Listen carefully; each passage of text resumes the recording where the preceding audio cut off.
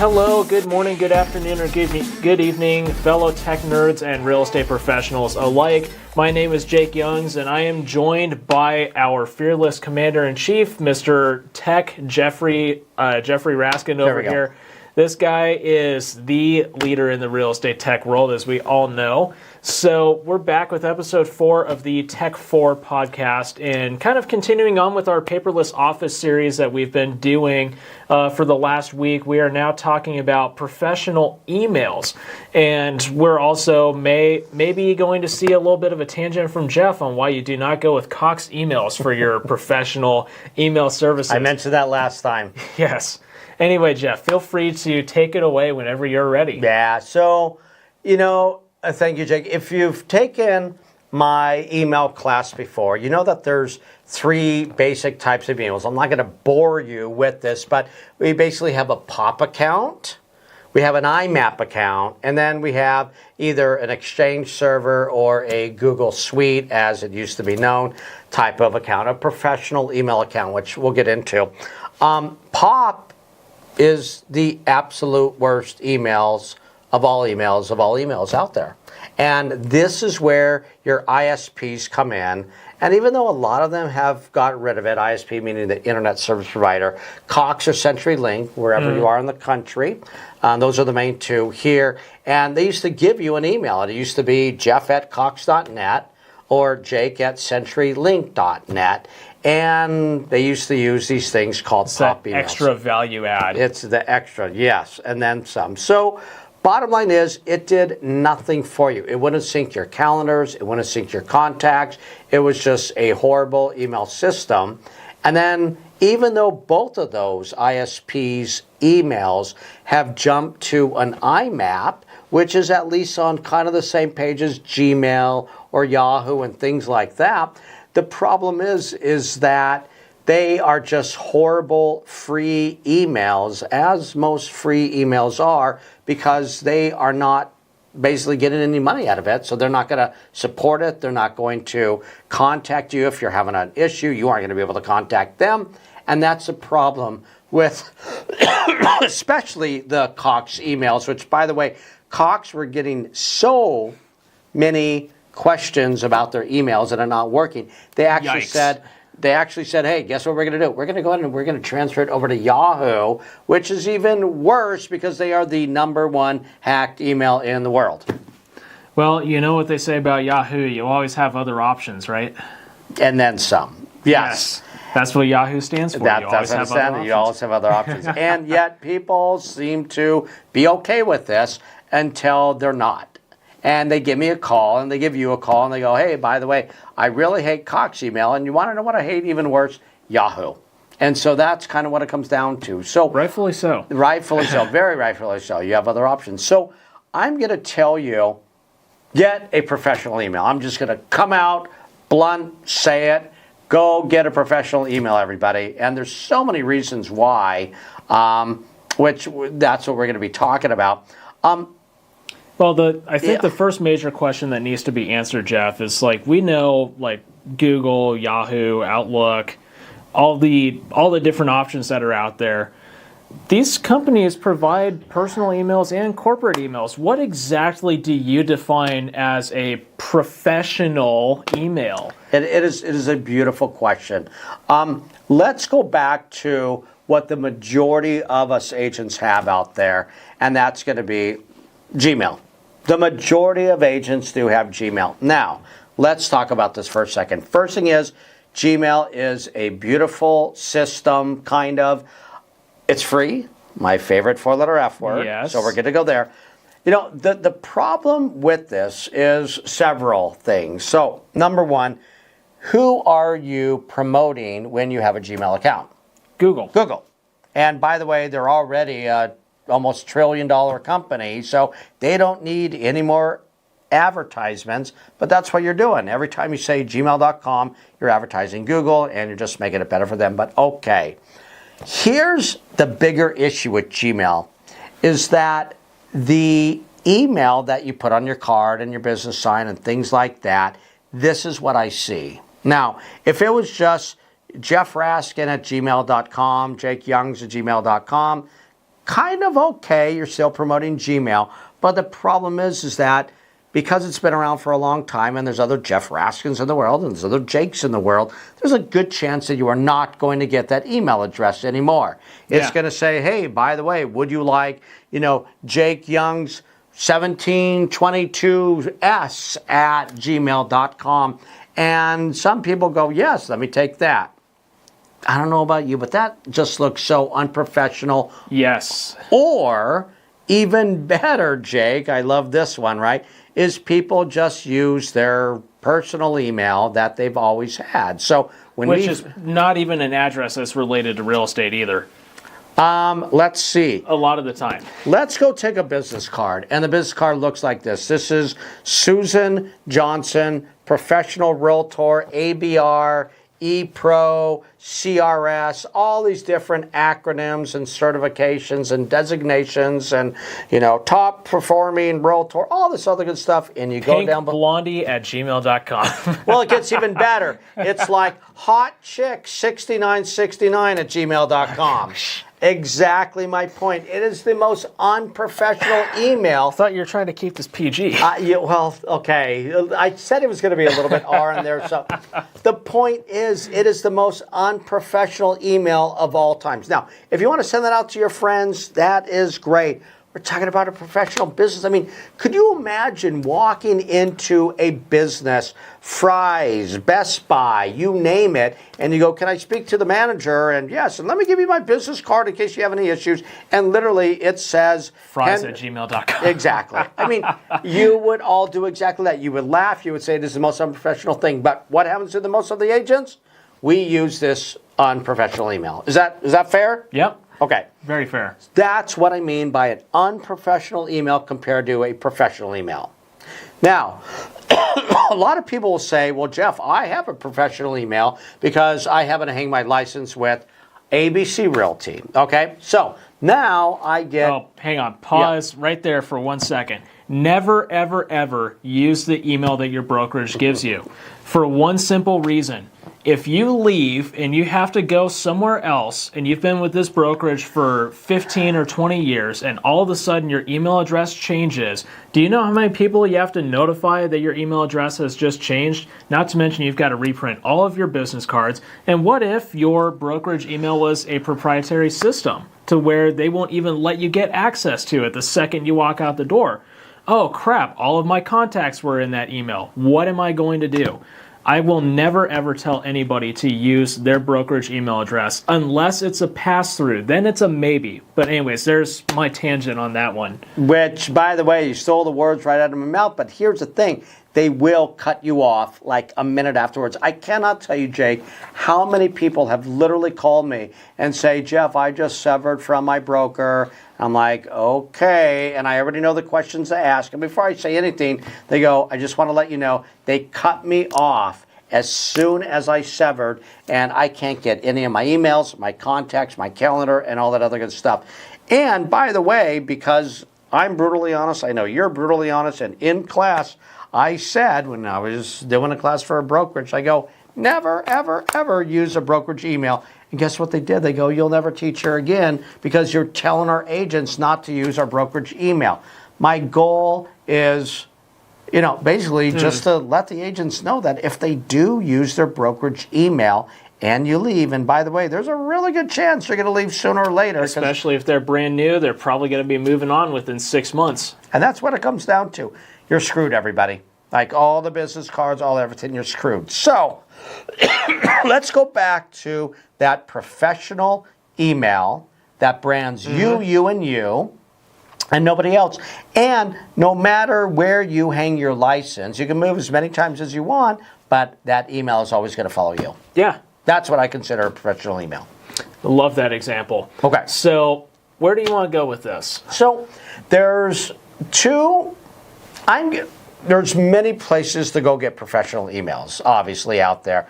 I don't have a coupon code for one. I don't get any brownie points for any of this.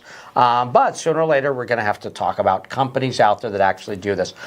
I consider there are two major companies out there. There's either a Microsoft Exchange server professional email, and then Google also has a professional domain and then email that you can get along with it. What would be known as the Google G Suite on the corporate side. Correct.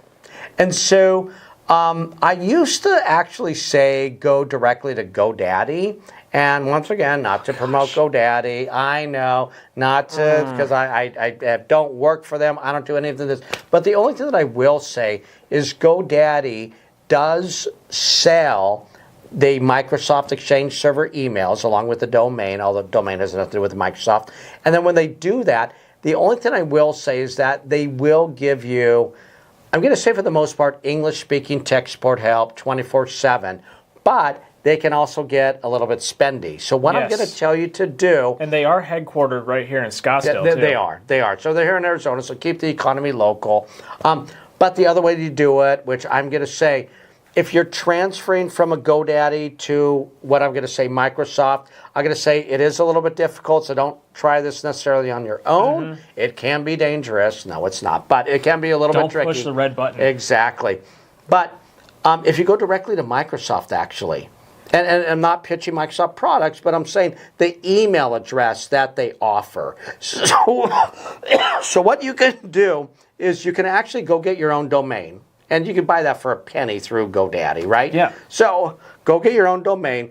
And really quick on domains, here's what I'm going to recommend. Keep it short and easy to spell. Usually, depending on your name is not a bad domain. So like jeffr.com or raskinhomes.com like Jeff has. Any of the above are a good option. Something simple. So, or I could say Young's Homes, Young's Realtor, or whatever. So let's talk about that for a second, because there's one more caveat to that, right? If you ever are thinking about expanding your business and eventually selling your business, actually, I might recommend that you don't use your last name, everybody. Oh, by the way, other caveat there, if you're a woman and you get a divorce, which, by the way, I have seen many, many, many a times. I know, I'll never forget this lady. She goes, Jeff, what email address should I get? And her name was Susan Smith. And I go get smithhomes.com. She did it. Sure enough, she got a divorce. And she goes, Jeff, am I stuck with the Smith? Because I got married again. Like, or vice versa. If you get married, you're single while you buy your domain. Which is obviously goes both ways. So I'm going to recommend you get something, if it's available. It's going to be a little bit hard, but something that brands you as an agent, that shows that you are in the real estate field. And then if you want to, you can sell it, or you can do whatever you want there. Okay? And even sometimes you can turn around and sell the domain itself for a pretty penny. Which is another. And by the way, these domains are getting harder and harder to get, and especially if you're talking about Scottsdale Homes. I mean, if somebody really wanted to sell that right now, we're talking about tens of thousands of dollars, because they're really hard to get anymore. Yeah. Right. I will say one other option to buy domains. I don't know how it would work necessarily with email, but Wix is a great resource to go and buy domains from, because the beautiful thing about Wix is, I know GoDaddy kind of supports this as well, right, but you can go to Wix and you can get the jakeyoungs.co, .io, .net, .com, all of that bundled up into one, and just have it all redirect to your personal website, your personal email, just in case something happens, like somebody mistypes your web address or whatever the case may be. You know, you bring up a really good point on that one. I would have all of the different suffixes in general, because I get this question as well. Gosh, it brings up a lot of really good things. Should I get a .com? Should I get a .realtor? Should I get a there's a lot of something something afterwards. A .co, right? Company, things like that. So we're past the point where everything has to be .com. The other suffixes are now the more trendy options to go with. And they are, and they're really cool. You could actually, there's a lot of them out there. Oh my gosh, they have everything. .love, fun. So they have a lot of things out there, I guess. Real quick though, I just want to give you guys one little caveat. And full disclosure, I've got one of the .realtor emails from the NAR. I love the .realtor email system. It's so easy to buy into, and it's so easy to maintain, so easy to hook into a website, and I get a huge discount on the Google G Suite through it as well. The one problem, the one gripe that I have with it is the outdated websites that will not accept an email unless it has .com on the end of it. Yeah. They're rare, but there are still a large, annoyingly large number of websites that don't accept anything unless it's .com, .net, or .org. Which brings up the point that I really want to talk about. Okay. Get .com. I mean, I'm going to throw it out there. You know, I get it, .net, whatever, right? People are used to .com. They know it. It's just something that's integrated into our brains now. Get a .com, everybody. Really, that's going to be my suggestion. I don't know. What do you think? I would also agree with that. I mean, it depends on yourself and your personal preferences. I mean, .com is more common. And here's the thing about having the .com is if you have a .com, you're probably more likely to get spam or something like that. Fair. Just because it's way easier to find. The one thing that I will say, another caveat with the .realtor email or anything else other than .com, .net, or .org is probably one time out of 15 or 20. I know it's still fairly low, but it happens enough. I give my email to somebody, and I say jake@jakeyoungs.realtor, and the person says jakeyoungs.realtor.com. No, it's like, no, it's just .realtor, that's it. So there is a great deal of confusion about that, and probably will be for the next, I want to say 5 or 10 years until something like this becomes a lot more mainstream. Correct. But even so, we won't see a major change in that until we start seeing changes with Google and Outlook down the road. So, with that being said, go get a domain first. That's the first thing you need to do. And then, based on that, what you're going to do is you're going to feed in the prefix of whatever you want. So let me give you an example, right? So let's say we start this, we buy this domain called techferrari.com, right? By the way, it's already been taken. You can't buy it anymore. But so we get this, and the best part of it all is that now we can create an email with that domain. Once you own the domain, now you also have the ability to own the email. Like you can't have somebody steal an email if you own the domain. It doesn't make sense, right? They go hand in hand. So what's going to happen is that now we can get Jeff at techferrari.com. We can get Jake at techferrari.com. But the best part of this all, Jake, is that they allow you to get what's called aliases. And by the way, these are at no extra charge. And it can make your organization go from this one-man shop, if that's what you're doing out there in real estate, to this huge company, or at least it looks like it, because now you can add as many prefixes as you want. So the at techferrari.com will always remain the same, but it's what you put in front of it. So in other words, if I have Jeff at techferrari.com, right, people are going to do it. But let's say, now Jeff is fairly easy to spell, but let's say that I had a name that was a little bit harder, like Robbie. Now you're like, well, no, what's wrong with Robbie? I-E-R-Y, or yeah. E-Y-Y, what, you know, I. So which one is just an I, right?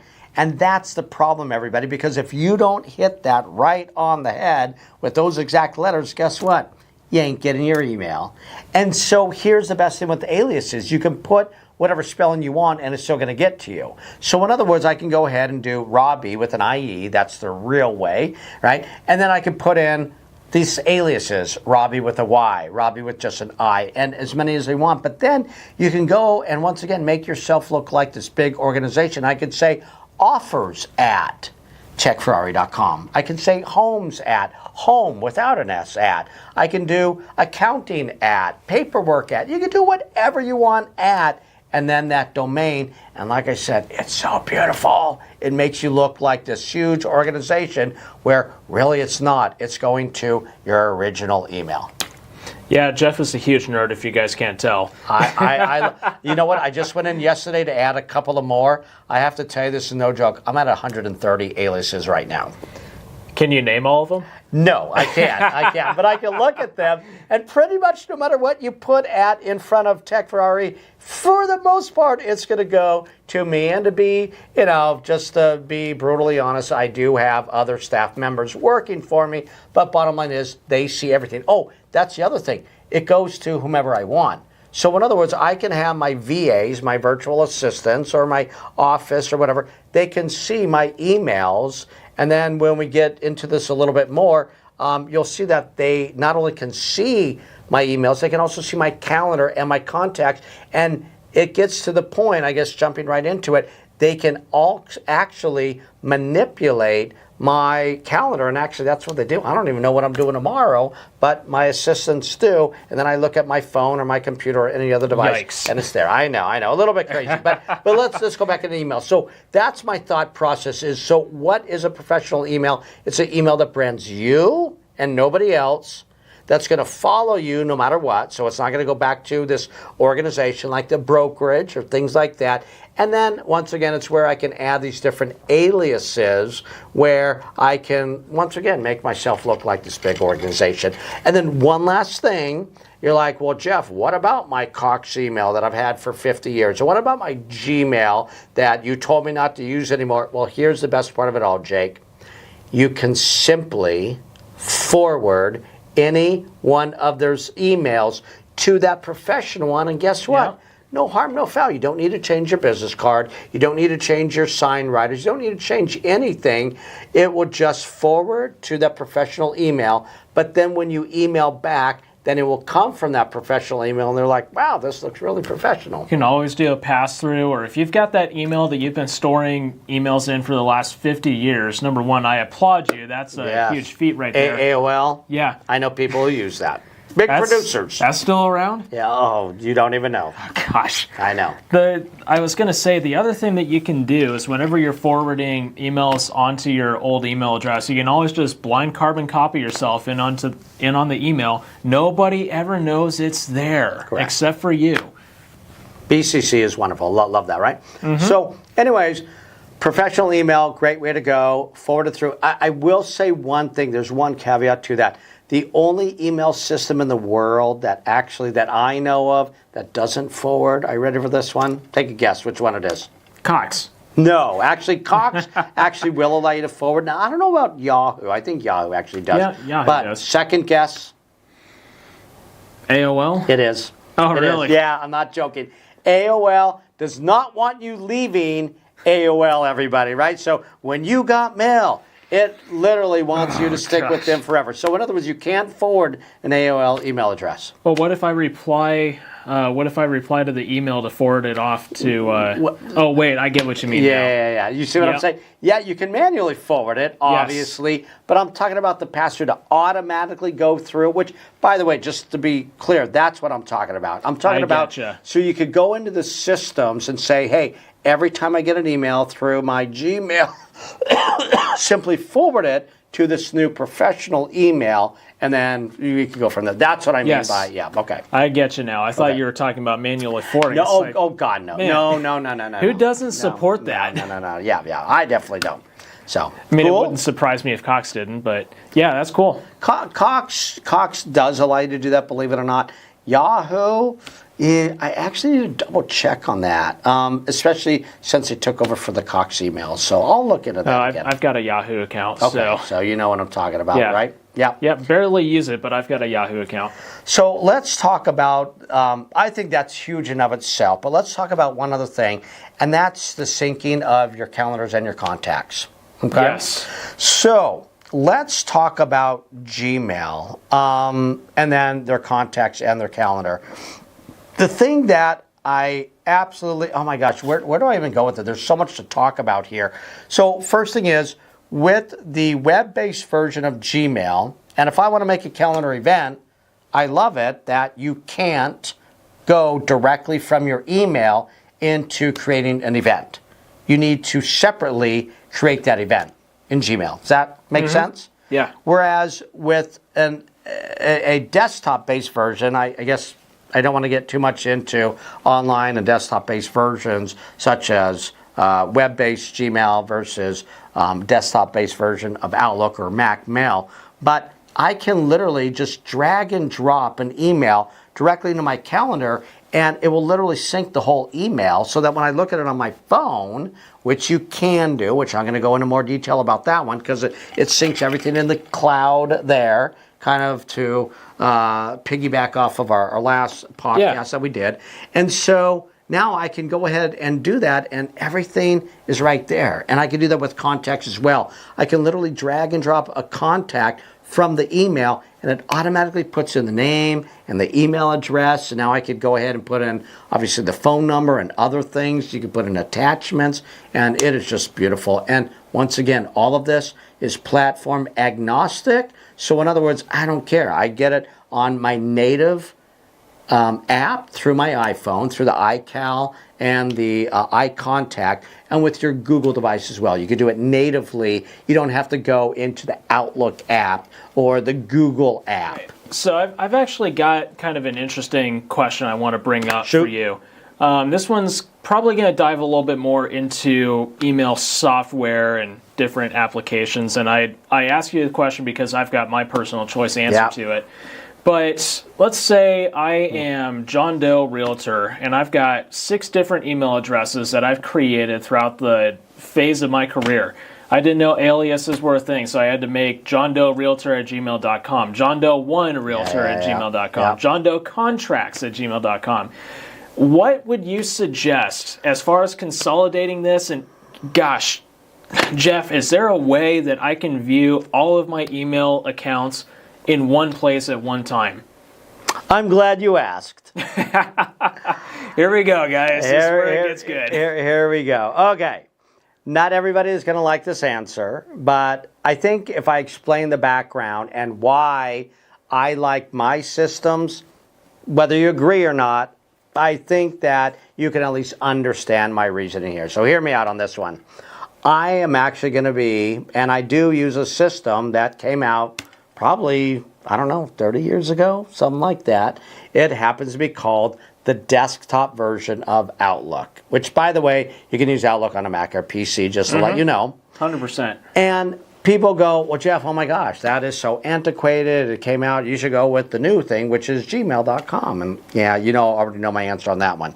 So why do I use that platform compared to all the other platforms out there? And I first want to start off with this. Let's go over the difference between a web-based platform compared to a desktop-based platform. I think that's the first thing we need to discuss. That's a great point. So, web-based platform is going to be Outlook.com, Gmail.com, anything.com. If there's a .com behind it and you need internet connectivity, that's going to be called the web-based version of the platform. Okay. Okay. With the desktop-based version, now I'm going to go and I'm going to download the actual program. I'm going to call it a legacy program. And what it allows me to do... Outlook, it definitely is. It definitely is, right? From a long time ago, right? But it allows me to download it on my computer. So in other words, I can view my emails, I can view my calendar, I can view my contacts and everything in between with or without internet connectivity. Now, you aren't sending out emails without internet. You aren't getting your emails without... You aren't syncing your calendar and your contacts to the cloud without, of course, internet connectivity. But at least I can view it, which if you have everything in gmail.com or yahoo.com or AOL.com, you can't see anything. Is that a fair point? Yes. Okay, that's going to be number one. But the thing that I really like about Outlook, and there's about 100 things, but I'm going to go over the main ones, right? Otherwise, this is going to be a really long podcast. But the things that I really like about it is that Outlook, the program, is not an email.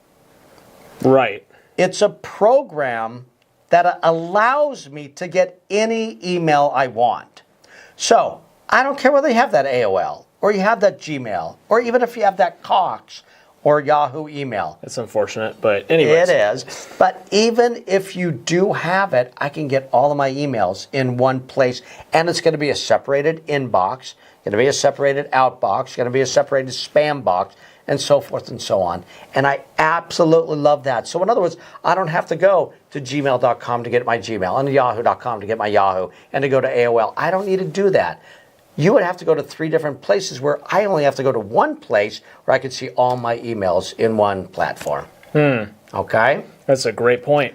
So the second point to this is that calendar. I'm going to go back to that because that's really big with me. I'm all about efficiency, right? That is my number one thing. I hate taking more time doing things when you really don't need to do that.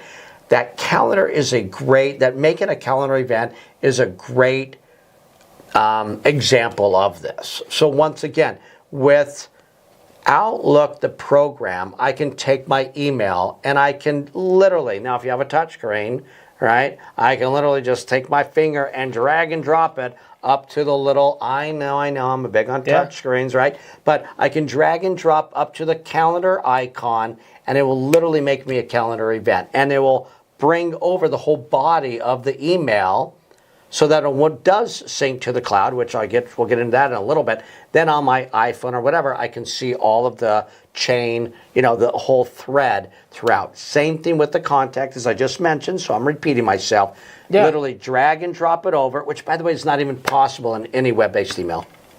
Any web-based email platform. So you got to have a whole different tab open for that. That's right. If you can even do it. Well, you can. That's the thing. I could have a different tab, right? You could have tab Gmail and then tab Google Calendar. That's true. But you still can't drag and drop, whereas I can.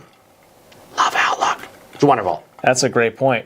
So those are my reasons for having that. And then the last point, because then afterwards, because I do want to hear what your fave is. He knows I'm bursting at the seams over here. And trust me, I know you are, and I can't wait to hear it. And by the way, you know what? There's no right or wrong answer, right? Whatever works for you works for you. Absolutely. I'm just trying to give you pointers of what I've seen that is super efficient. And this is after working with thousands of agents going to their offices, going to their homes, seeing what they're doing. And then when I show them how easy it is, they're like, oh my gosh, that makes life a lot easier. So the last thing that I want to mention to you is that I told you can get any email within the Outlook platform. Yes. Okay. But not all of them are going to sync the calendar and the contacts together. So you need to understand that there's a platform.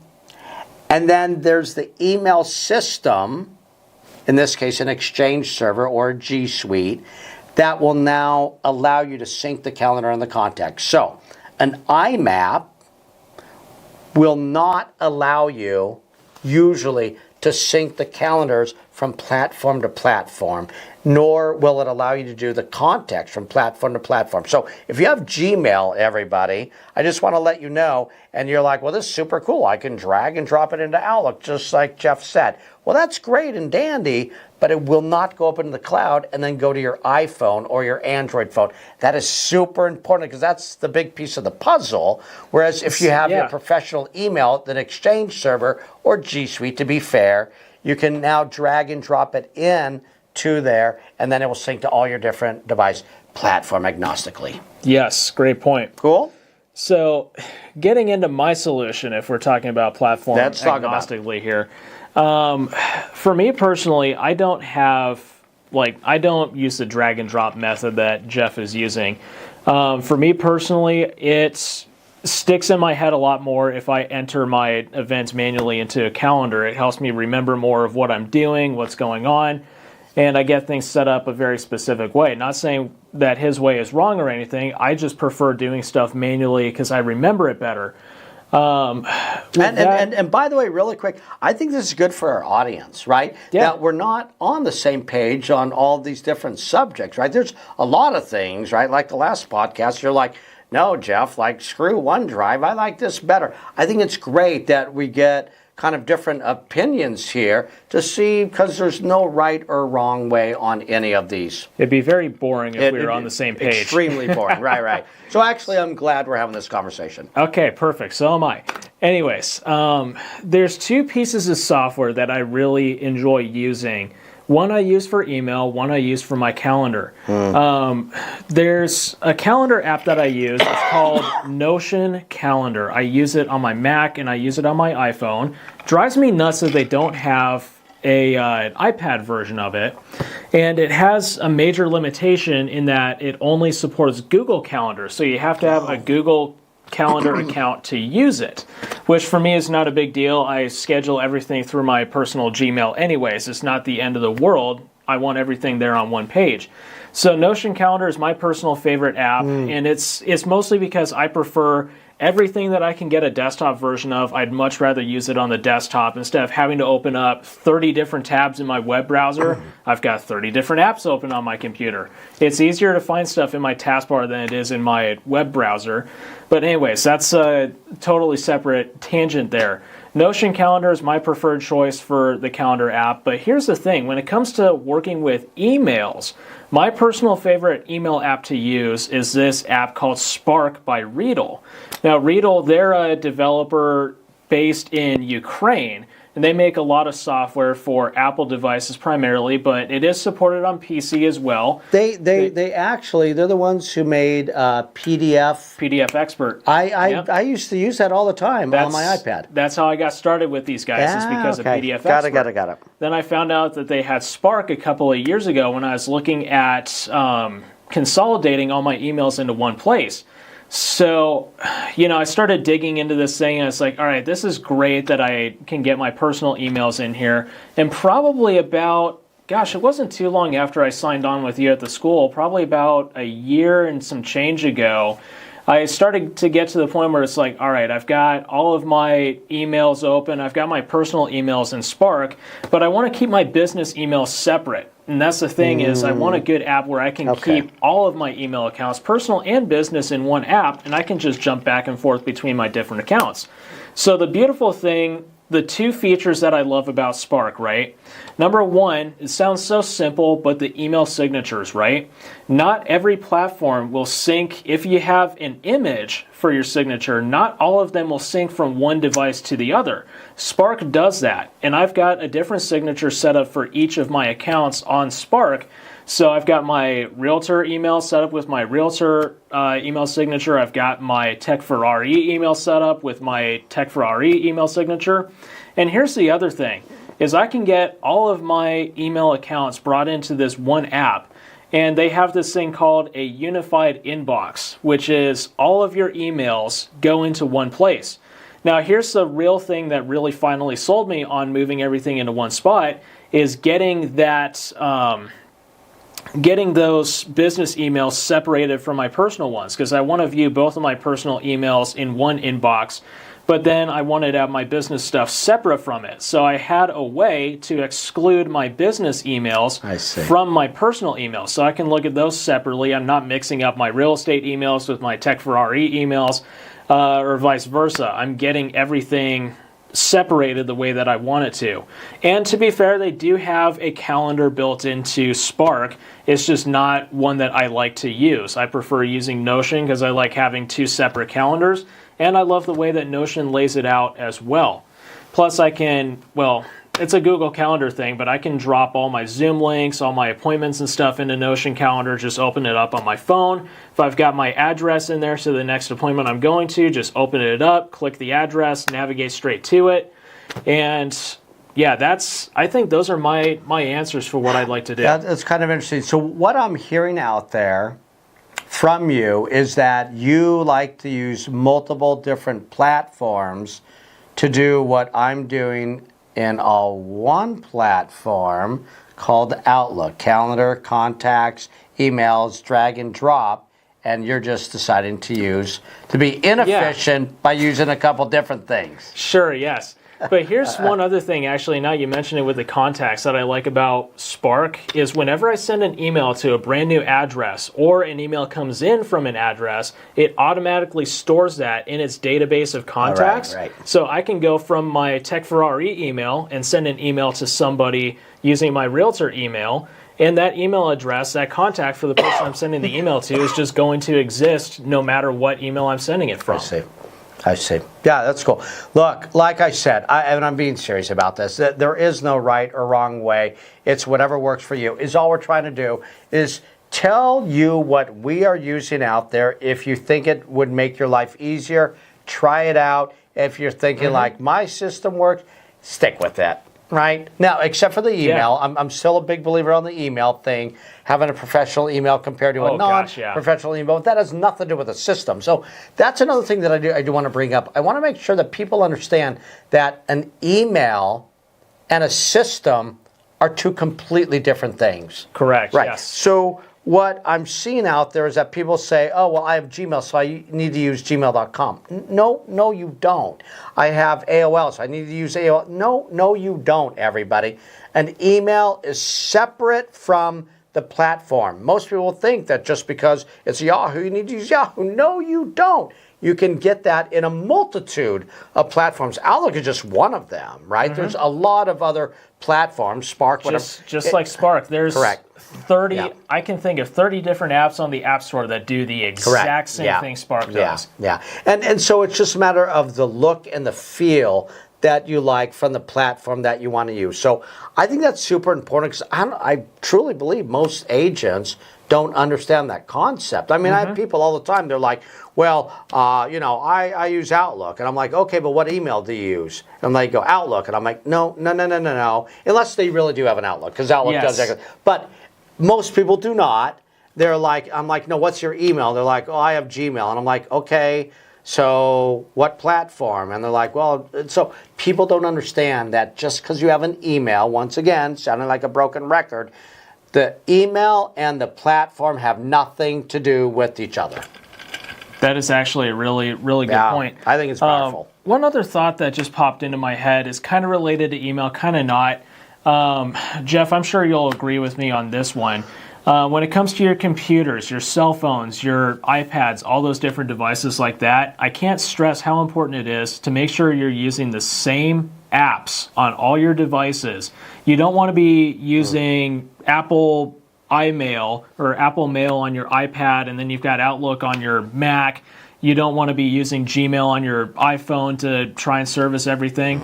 That's kind of what we're both getting at, is you want to have everything synced on one platform so that no matter where you go, like with Spark, all I've got to do when I get a new device, one username, one password gets all my emails on one device.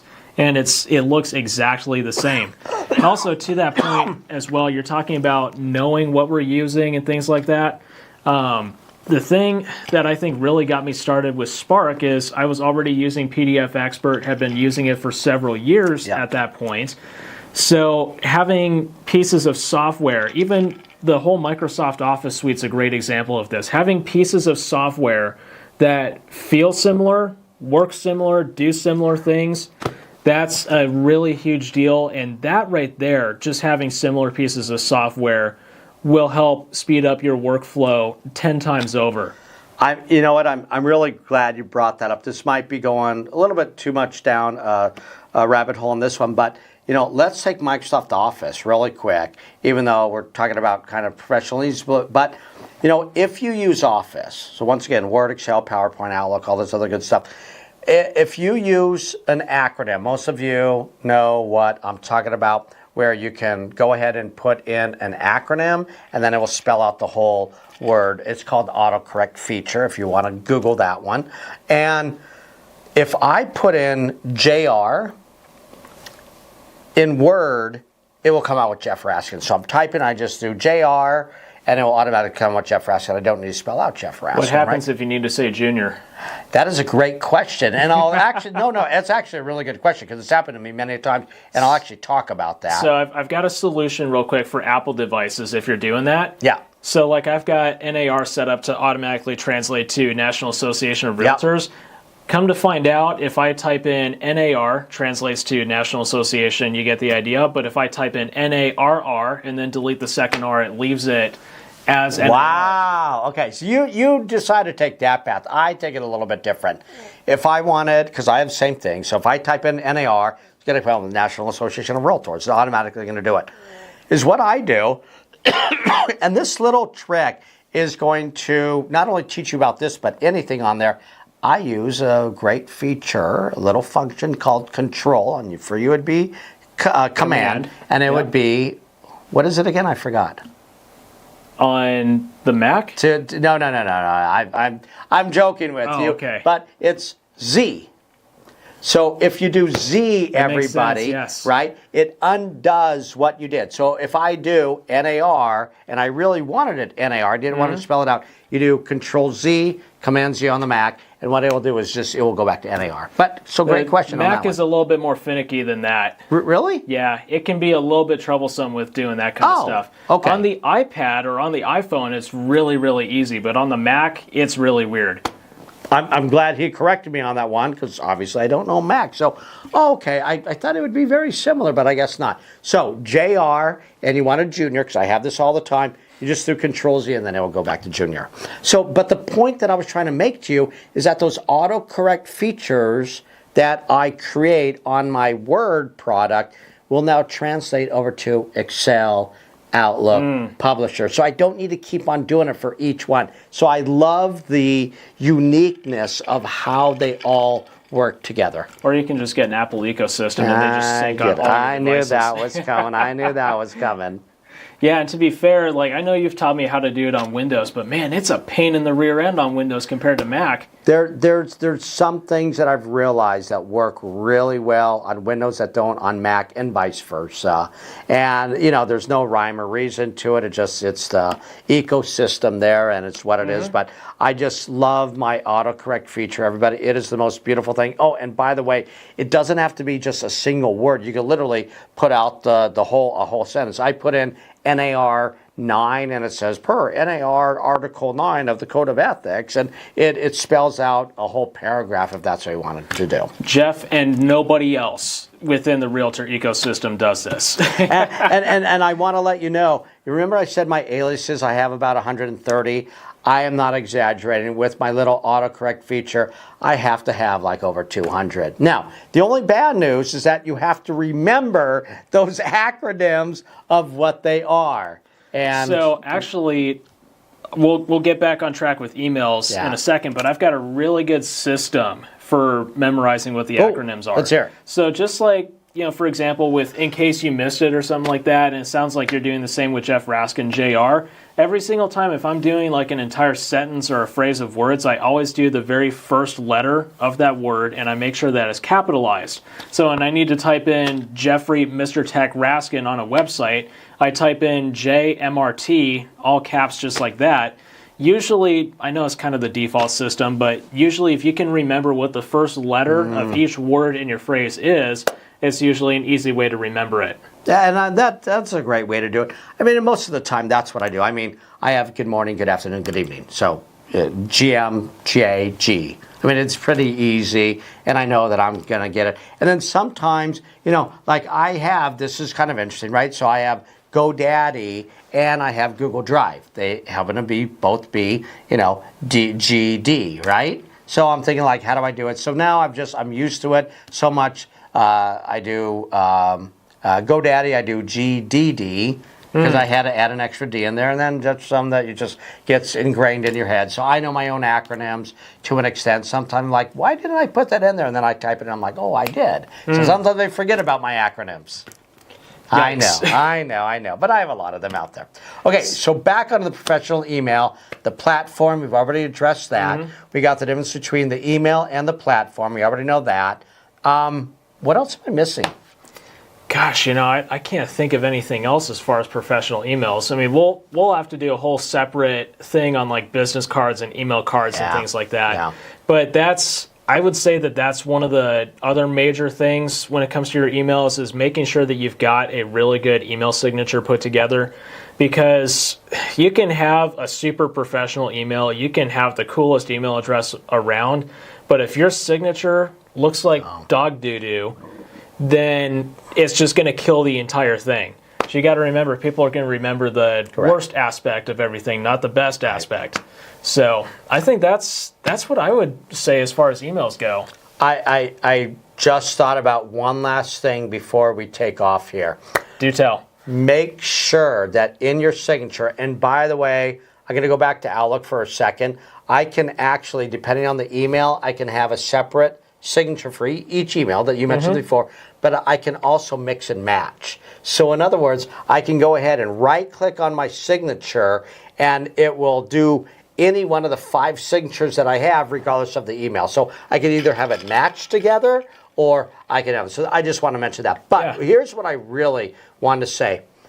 Fellow realtors, real estate professionals out there, whatever you do, if you have a JPEG as a signature, which a lot of people do. I have that too. And which, by the way, I love to see your beautiful faces. I love to see your, logo. This is all good.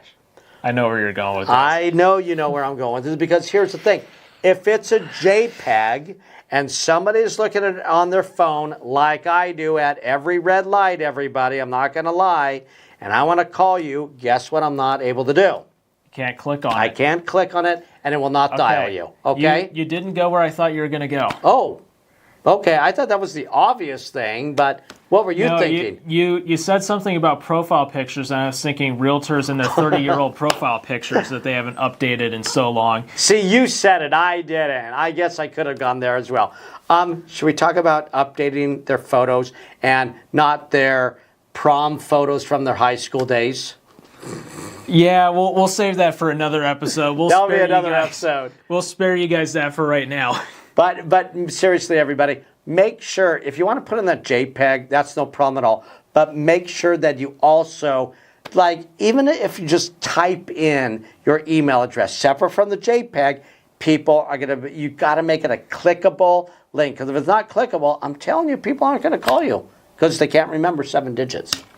Well, what you can do is just open up Siri on your iPhone. And trust me, I knew you were going to say that, Mr. Tech Jr., but here's the thing. Most people are not going to be like, oh, yeah, hey, Siri. But that clickable phone number is a big thing. Yeah, that is a very good point. No. So I think that's where we better leave it off for this episode. Guys, thank you for joining us. And Jeff, I'll let you take the outro here. Other than that, everybody, thank you for joining us on these wonderful podcasts that we are sitting here and making to educate all of you. That's our goal, just to educate you, to make you a better realtor, a better real estate professional, and just better at technology, because most of us were not born with a silver iPad in our mouth. So with that being said, have a great rest of your week, and we will see you next week. Thank you very much. That iPad in the mouth sounds painful. I know.